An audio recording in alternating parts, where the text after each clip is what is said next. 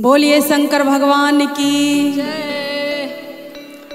तो देखिए बहिना, हाँ बहिना सुख के साथ ही सब है जी, दुख में कोई नहीं सहारा देता है। सही बात है। एक कहावत है, सुख में सुमिरन सब करे दुख में करे न कोई। सुख में सुमिरन सब करे दुख में करे न कोई, और जौं दुख में सुमिरन करे तो दुख काहे के हो। प्रेम से बोलिए शंकर भगवान की जय। शिव गुरु कौन कलम सो लिख लो हमारे कपारियो, दुख बा भरल लीलारियो ना।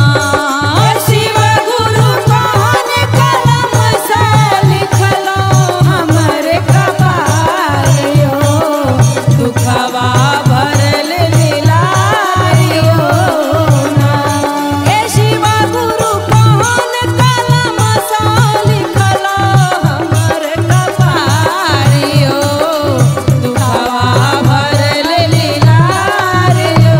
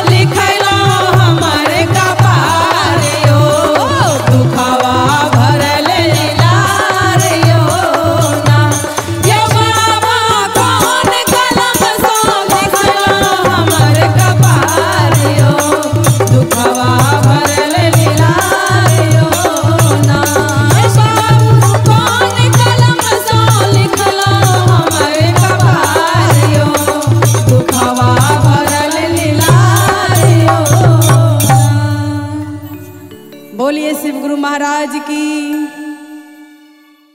पियार माटी है सिसिया गाना निपवला रे जान रे जान रे आंगना निपवला रे जान रे जान रे आबी गेलखिन शिवा गुरु पहुन मारे जा रे जान रे आबी गेलखिन शिवा गुरु पहुन मारे जान रे जान रे आबी गेलखिन शिवा गुरु पहुन मारे जान। जाला भार गेलियै हो शिव गुरु बाबा के पोखरी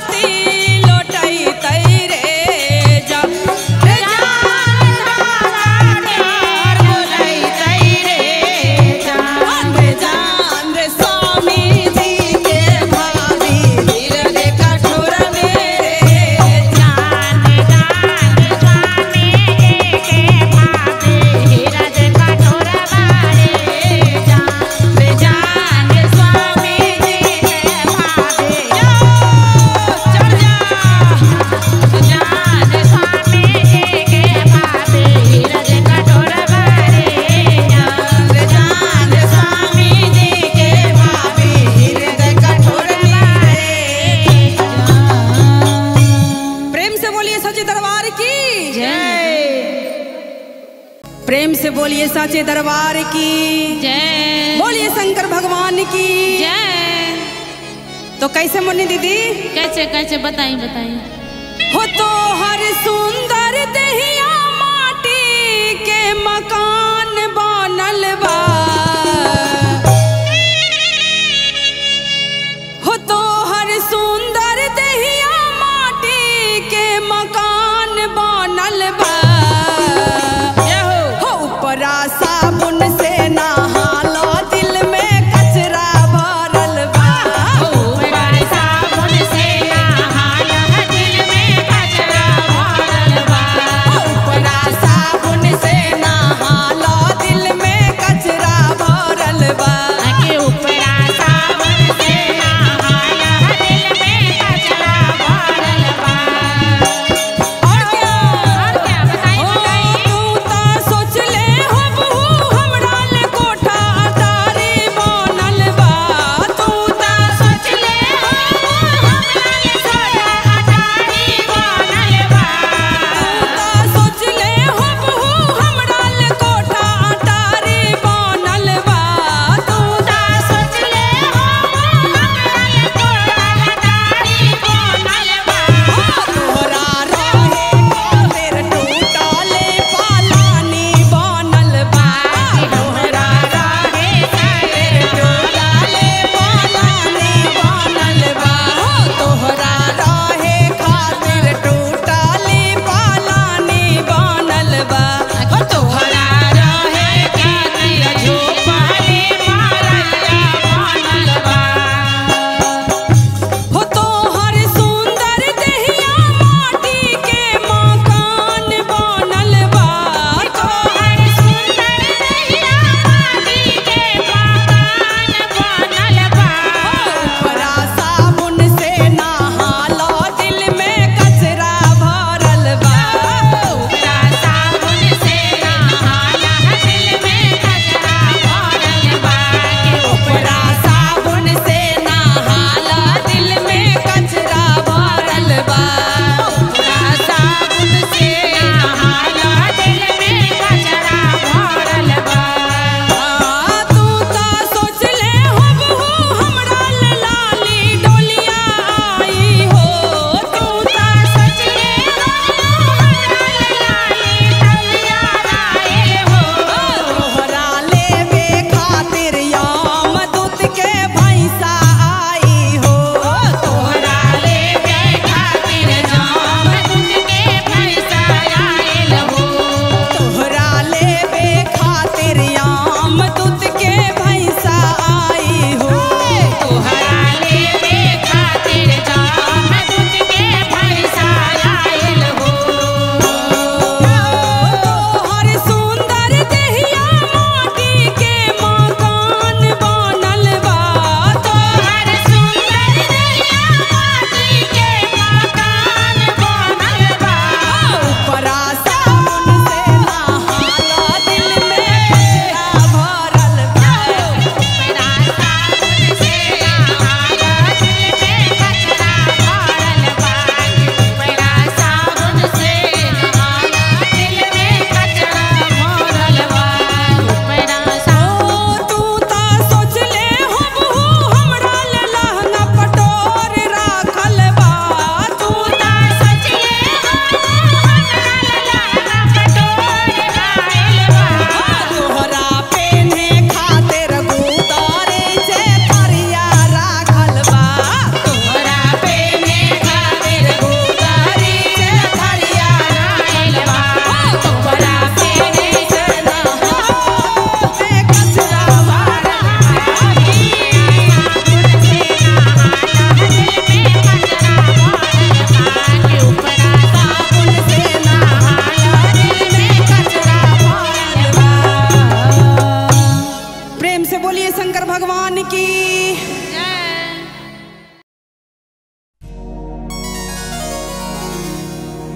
अपने सब बोलू प्रेम से शंकर भगवान की। मुन्नी दीदी हाँ जी हाँ आबू भरल सावन अछि तो अपन सब मिथिला में गो गीत हेबा के चाही। हाँ मिथिलांचल के छियै तो मिथिलाए अंचल हेतै ने। कहियो कहियो तनी बढ़िया सा शिव चर्चा हरे हरे बम बम जय शिव शंकर जय जयकार करै छियो। हरे हरे बम बम जय शिव शंकर जय जयकार करै छियो। हरे हरे बम बम जय शिव शंकर जय जयकार करै छियो। हरे हरे बम बम जय शिव शंकर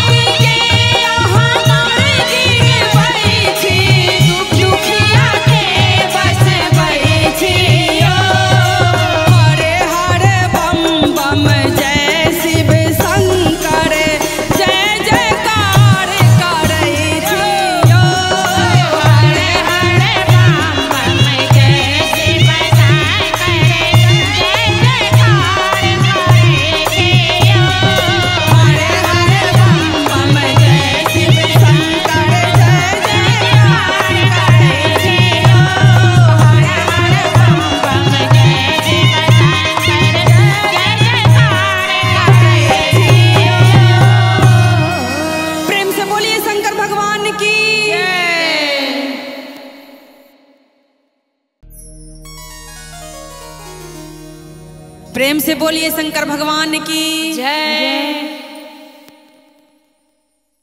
मुन्नी दीदी, एक शिव गुरु का चर्चा है, ये बिल्कुल हकीकत है, जाना माना चर्चा है।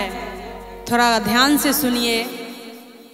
जो शिव गुरु कैसे कैसे उजरे हुए घर को बसाते हैं और चमत्कार करते हैं, अभी हमारी पूनम दीदी बताई है, आप बताए हैं।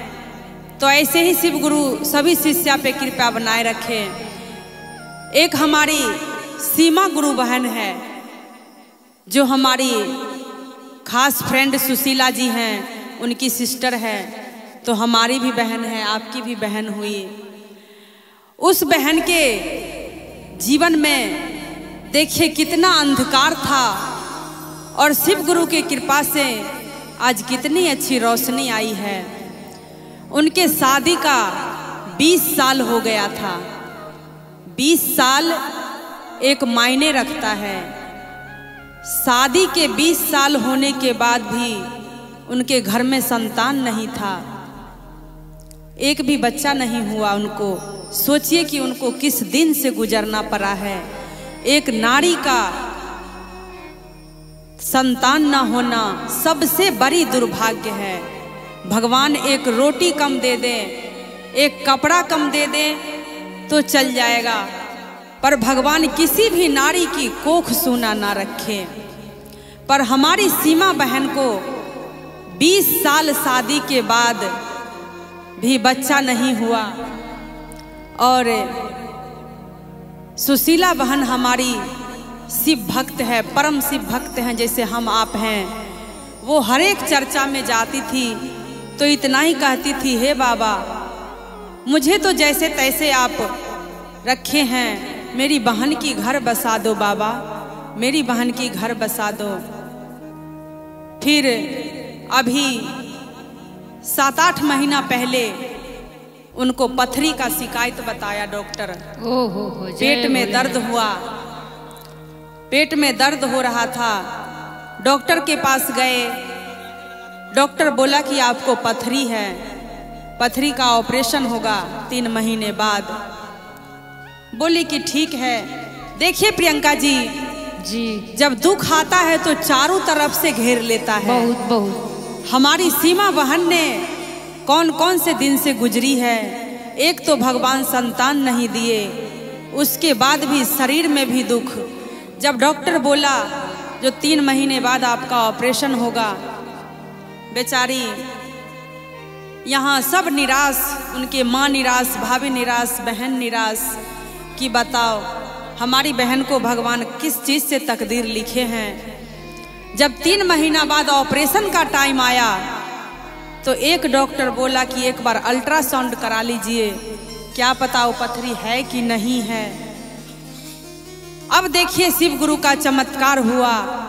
जब हमारी सीमा बहन का अल्ट्रासाउंड हुआ तो उसमें 3 महीने का बच्चा निकला। जय भोलेनाथ, जय भोलेनाथ। डॉक्टर साहब बोले कि बहुत गर्व की बात है, खुशी की बात है कि आप माँ बनने वाली हो। जय भोलेनाथ। और 3 महीने का बच्चा है आपको।